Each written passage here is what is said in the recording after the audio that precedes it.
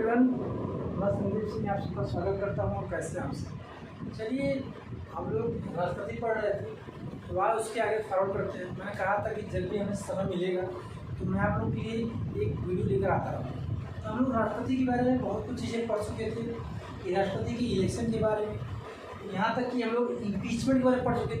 ये वाला फार्मूला आपके दिमाग में होगा ही, पकानी।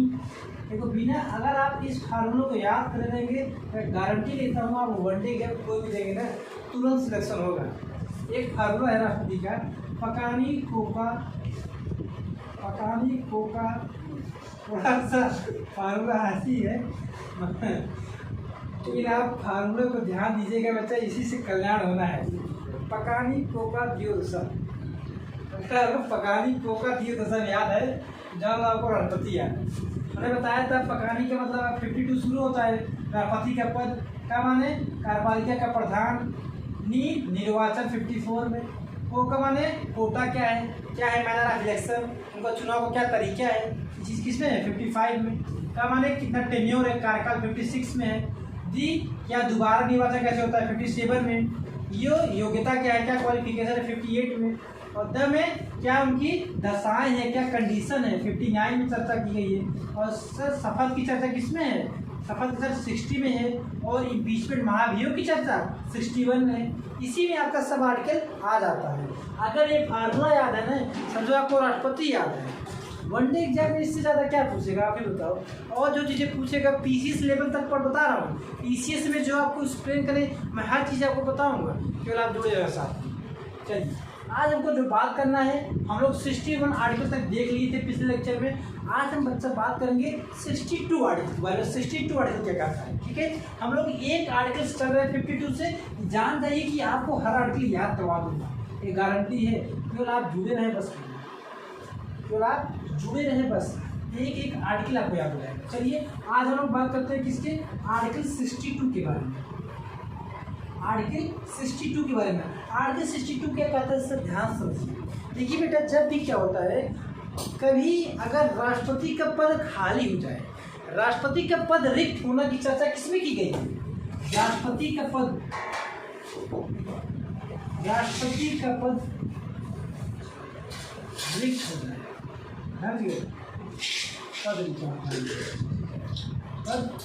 होना। जब राष्ट्रपति पद रिक्त होना, इस चीज की चर्चा किस में की गई 62 में। तो क्या, जब भी राष्ट्रपति का पद रिक्त हो जाए तो 6 महीने के अंदर अंदर राष्ट्रपति का चुनाव करा लेना है। कितने महीने के अंदर 6 महीने के अंदर आपको राष्ट्रपति का चुनाव करा लेना है, ठीक है। चलिए, ठीक है। अगर लेकिन राष्ट्रपति का पद खाली नहीं होना चाहिए, इस चीज़ की चर्चा किसमें की गई है, आर्टिकल 62 में, कि राष्ट्रपति का पद कभी नहीं खाली होना चाहिए। मतलब कि रिक्त, राष्ट्रपति के पद रिक्त की चर्चा आर्टिकल 62 में की गई है। ध्यान दीजिए, अगर राष्ट्रपति के पद खाली हो जाता है, अगर राष्ट्रपति नहीं है, कोई भी राष्ट्रपति नहीं है, 6 महीने के, अभी किस किस कंडीशन में राष्ट्रपति के पद खाली होता है इसके बारे में बात करेंगे, ठीक है। अगर मान लो राष्ट्रपति छुट्टी पे चले गए तो राष्ट्रपति के स्थान पर कौन आएगा, उपराष्ट्रपति आएंगे। अच्छा, एक चीज़ बताओ, आपको पता है नहीं, जब उपराष्ट्रपति राष्ट्रपति का कार्य संभालते हैं तो उनको क्या कहा जाता है, एक चीज़ बताइए। कभी कभी क्वेश्चन पूछता है एग्जाम में, जब राष्ट्रपति साहब के पद पर उपराष्ट्रपति आ जाते हैं तो उस समय उपराष्ट्रपति क्या कहा जाता है, उस समय उपराष्ट्रपति को लोग क्या कहते हैं, कार्यवाहक राष्ट्रपति। क्या कहते हैं, कार्यवाहक राष्ट्रपति। बहुत ही एग्जाम में पूछा जाता है, लेकिन लोग कंफ्यूज हो जाते हैं, नहीं बता पाते। इस चीज़ को ध्यान रखिएगा, नोट कर लीजिएगा। उनको क्या कहते हैं, कार्यवाहक राष्ट्रपति।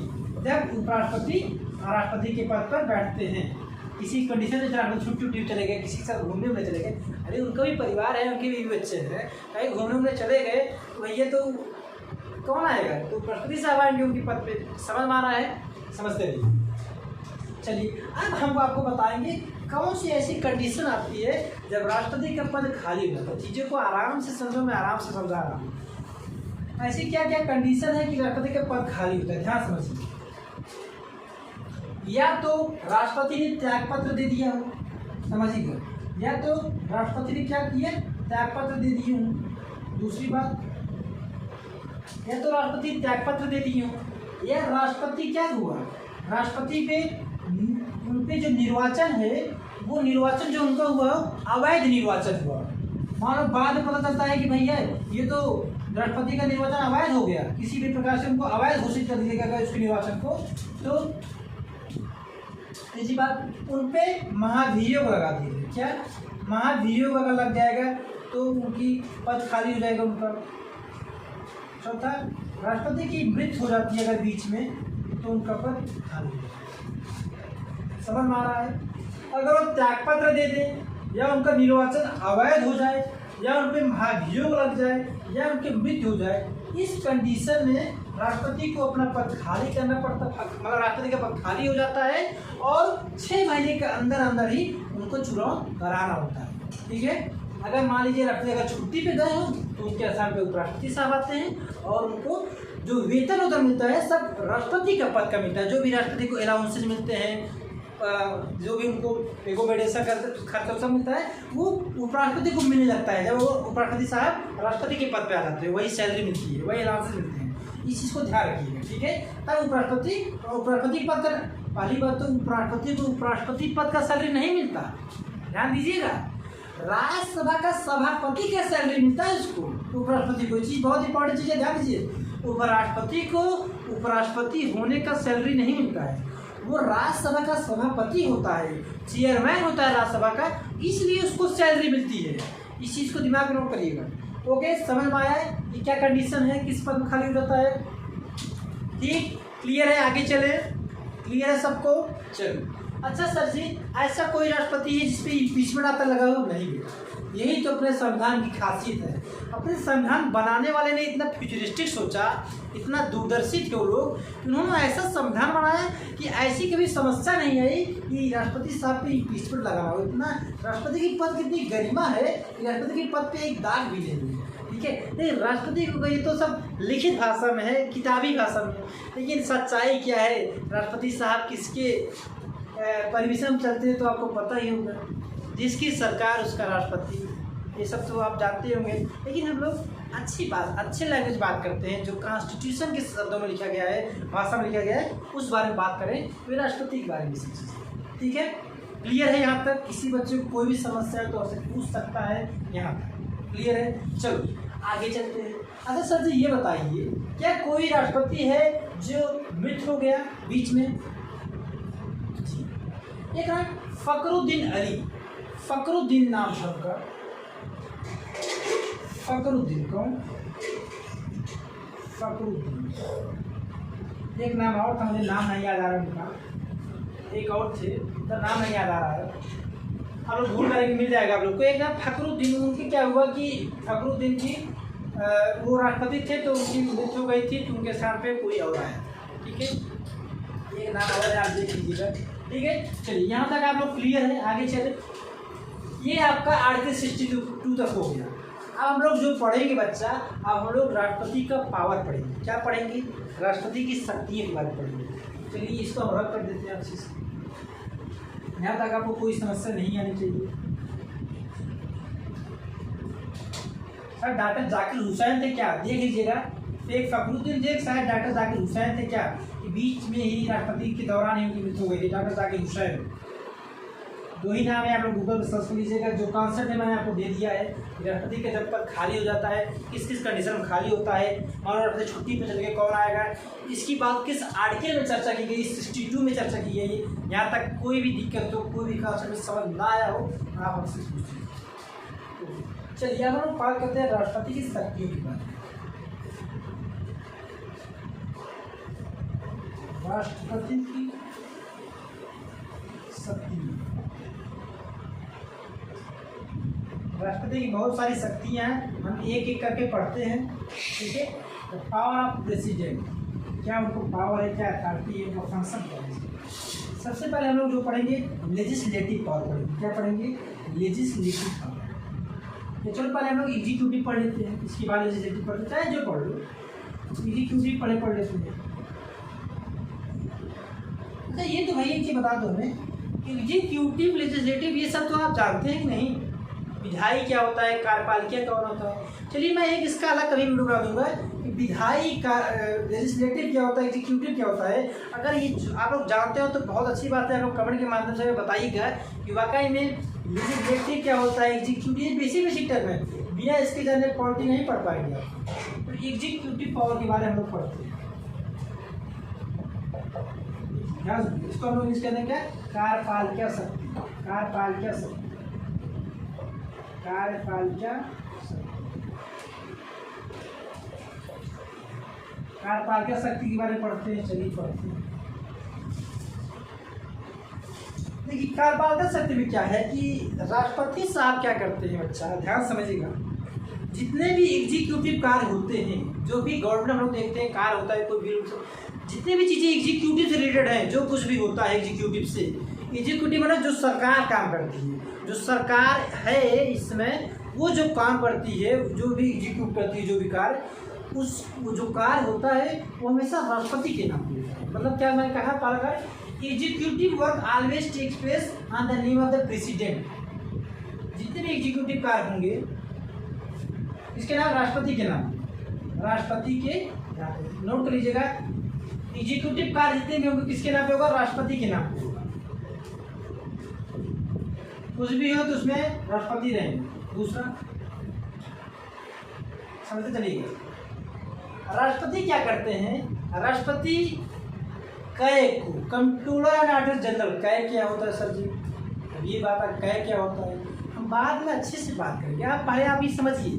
कै कंट्रोलर एंड ऑडिटर जनरल, ठीक है। कै इनकी नियुक्ति महान्यायवादी, महान्यायवादी इनकी नियुक्ति, कै की नियुक्ति महान्यायवादी की नियुक्ति, और किसकी, प्रधानमंत्री की नियुक्ति, और जितने मंत्री हैं सबको शपथ दिलाने का काम, सबका अपॉइंटमेंट, मतलब अपॉइंटमेंट नियुक्ति करते हैं, इसको क्या कहते हैं, अपॉइंटमेंट, इनकी नियुक्ति किसकी किसकी, कै कंट्रोलर एंड ऑडिटर जनरल। इसकी चर्चा 148 में हम बाद में बात करेंगे। अभी आप जानिए कि राष्ट्रपति के एग्जीक्यूटिव को क्या है, कै की नियुक्ति करते हैं महान्यायवादी,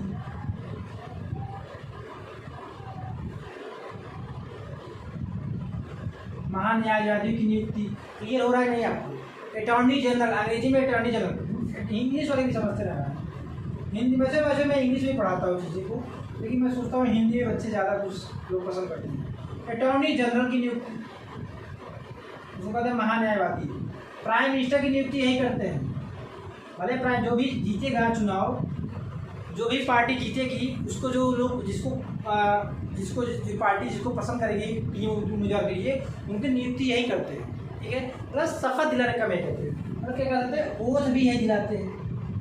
ओथ जो हस्ताक्षर होता है, फाइनल हस्ताक्षर, जैसे किसी को कोई पद सौंपना हुआ, जो फाइनल हस्ताक्षर का काम है वो राष्ट्रपति साहब ही करते हैं। तो कै की नियुक्ति controller and auditor general, controller and auditor general जो कहते हैं महालेखा परीक्षक, हिंदी में कहते हैं महालेखा परीक्षक, ध्यान दीजिए हिंदी वाले, और अटॉर्नी जनरल, ठीक है। इसी प्रकार चीफ इलेक्शन कमीशन, जो इलेक्शन कमीशन के चीफ होते हैं, और जो भी अदर इलेक्शन कमिश्नर होते हैं उनकी नियुक्ति किसकी, चीफ इलेक्शन कमीशन, लिख लीजिएगा, चीफ मुख्य चुनाव आयुक्त, चीफ इलेक्शन कमीशन, ठीक है।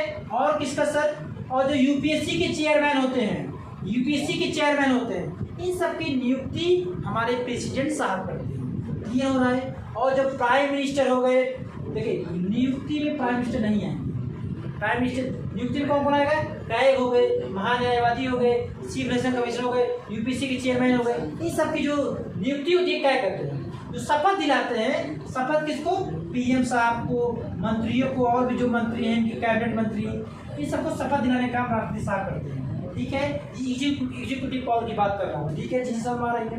अच्छा, जैसे क्या हो गया, कभी कभी क्या होता है कि अगर आप जैसे कि जो SC ST कास्ट के जो मतलब कि शेड्यूल ट्राइब है, या इन लोग के लिए, ट्राइब वर्ग के लोग के लिए, अगर इनकी बैकवर्ड क्लास के लिए ये एक अलग से कमीशन गठित करते हैं कि इनका कहीं इनका नुकसान तो नहीं हो रहा है, इनका वायलेंस नहीं हो रहा है इनके अधिकार का, तो इसके लिए एक कमीशन एक आयोग का गठन करते हैं, किसके लिए, जो पिछड़े वर्ग के हैं, बैकवर्ड क्लास के लिए, ट्राइब वालों के लिए, ट्राइब कास्ट के लिए, जनजातीय क्षेत्र के लिए, इनके लिए अगर इनके बीच में कभी कुछ दिक्कतें आती हैं इनको लेके, तो उसके लिए एक कमीशन गठन करते हैं। उनका वो कमीशन कौन गठित करता है, राष्ट्रपति साहब गठित करते हैं।